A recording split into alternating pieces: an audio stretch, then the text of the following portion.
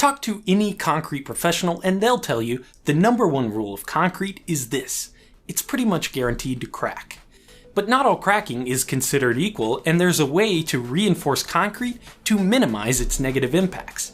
Hey, I'm Grady, and this is Practical Engineering. Today, we're talking about pre-stressed concrete.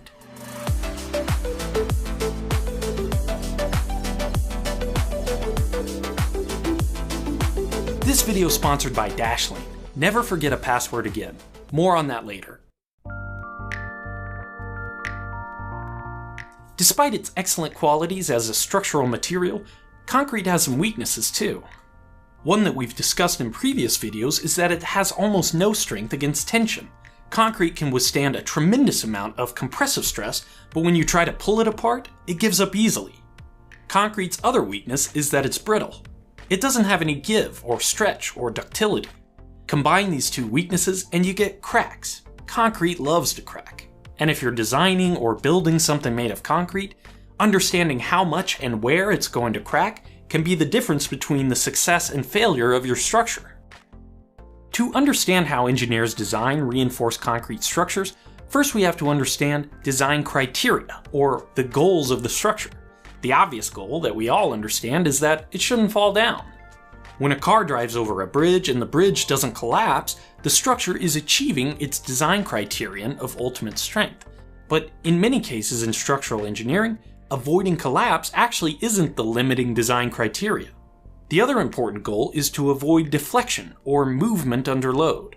Most structural members deflect quite a bit before they actually fail, and this can be bad news. The first reason why is perception. People don't feel safe on a structure that flexes and bends. We want our bridges and buildings to feel sturdy and immovable. The other reason is that things attached to the structure, like plaster or glass, might break if it deflects too much. In the case of concrete, deflection has another impact: cracks. The reinforcement within concrete is usually made from steel, and steel is much more elastic than concrete. So in order to mobilize the strength of the steel, first it has to stretch out a little bit. But unlike steel, concrete is brittle. It doesn't stretch, it cracks. So that often means that concrete has to crack before the rebar can take up any of the tensile stress of the member. This demonstration is from a test in a previous video showing a conventionally reinforced concrete beam. Go back and check out that video if you haven't seen it yet. Notice how the beam is resisting the load on it even though it's cracked at the bottom. It's meeting design criteria number 1, it's holding the load, in this case 6 tons, without failing. But it's not meeting design criteria number 2, serviceability. It's deflecting too much, and the concrete is cracked. Those cracks not only look bad, but in an actual structure they could allow water and contaminants into contact with the reinforcement, eventually causing it to corrode, weaken, and even fail. One solution to this problem of deflection in concrete members is pre-stressing, or putting compressive stress into the structural member before it gets put into service. This is normally accomplished by tensioning the reinforcement within the concrete. This gives a member a compressive stress that will balance the tensile stress imposed in the member once it's put into service. A conventionally reinforced concrete member doesn't have any compression to start with, so it will deflect too much well before it's in any danger of not being strong enough to hold the load. So with conventional reinforcement, you don't even get to take full advantage of the structural strength of the member. When you pre-stress the reinforcement within concrete, you don't necessarily increase the strength, but you do reduce its deflection. This balances out the maximum load allowed under each of the structural design criteria, allowing you to take fuller advantage of the strength of each material. There are 2 main ways to pre-stress reinforcement within concrete, and of course I built a demo to show how this works. The first one is pre-tensioning, and yes, that's a little bit confusing.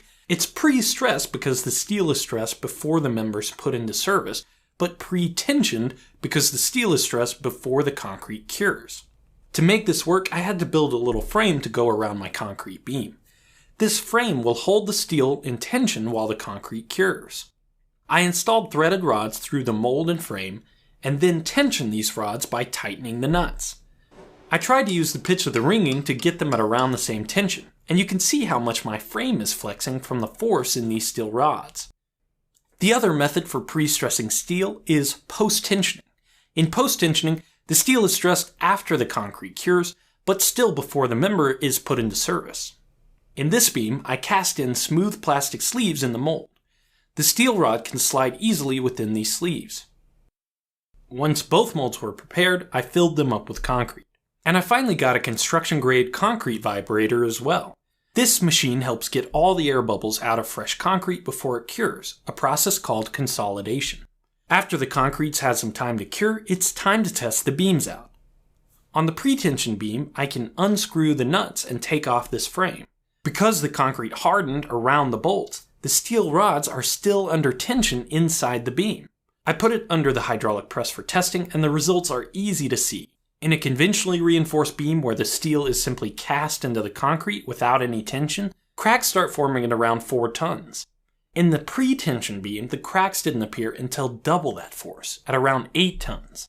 The tension already in the steel is able to take up the force of the press without requiring the beam to flex. For the post-tension beam, I inserted the steel reinforcement after the concrete had cured. Then I tightened the bolts on the rods to pre-stress the steel. Under the hydraulic press, the results are nearly identical. The tension in the steel held the beam in compression for much longer than a conventionally reinforced member could.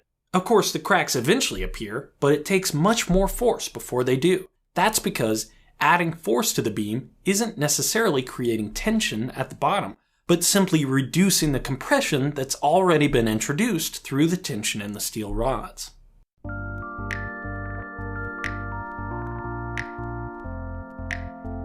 It's important to point out that we didn't make these beams any stronger. Both the steel and concrete have the same strength they would without pre-stressing. But we did increase the serviceability of the member by reducing the amount of deflection under load.